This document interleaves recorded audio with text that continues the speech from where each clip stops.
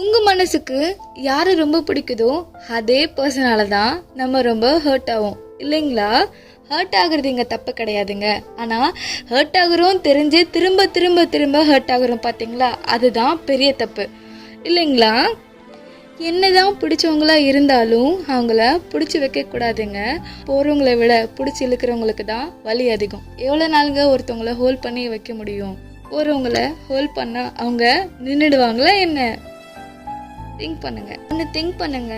அவங்க நமக்கானவங்களா இருந்தால் கொஞ்சம் டிஸ்டன்ஸில் தான் இருப்பாங்களே தவிர நம்மளை விட்டுட்டு போகணும், நம்ம கிட்டேருந்து விலகி போகணுன்னு கண்டிப்பாக நினைக்க மாட்டாங்க இல்லைங்களா?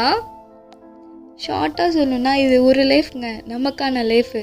நம்ம அந்த லைஃப்பை என்ஜாய் பண்ணுமே தவிர நம்ம லைஃப்பை நம்மளே கஷ்டப்படுத்திக்க கூடாது. மற்றவங்க நம்மளை கஷ்டப்படுத்துறதை விட நம்ம தான் நம்மளை அதிகமாக கஷ்டப்படுத்திக்கிறோம். போகிறவங்கள நினச்சி போனவங்கள நினச்சி ஆமாம் தானேங்க. உங்களை கஷ்டப்படுத்துகிறவங்க எங்கேயோ இல்லை, உங்களுக்குள்ளே தான் இருக்காங்க. இவங்களை கொஞ்சம் திருத்திக்கோங்க, உங்கள் லைஃப் நல்லா இருக்கும். திங்க் பண்ண ஆரம்பிச்சிங்க, இருக்க லைஃப்பும் அவ்வளோதாங்க. போகிறவங்க ஜாலியாக இருப்பாங்க, ஆனால் நம்ம திங்க் பண்ணுங்க. ஃபாலோ யுவர் ஹார்ட், மற்றவங்க ஹார்ட் கிடையாது. சின்ன அட்வைஸ் சொல்கிறேன் கேளுங்க. எல்லாமே சில காலம்தான், எல்லாரும் யாராக இருந்தாலும். இது கொஞ்சம் உங்கள் வேலை திங்க் பண்ணுங்கள், புரியும் நான் சொல்கிறது. நெகட்டிவாக இல்லை, பாசிட்டிவாக. புரியுதுங்களா?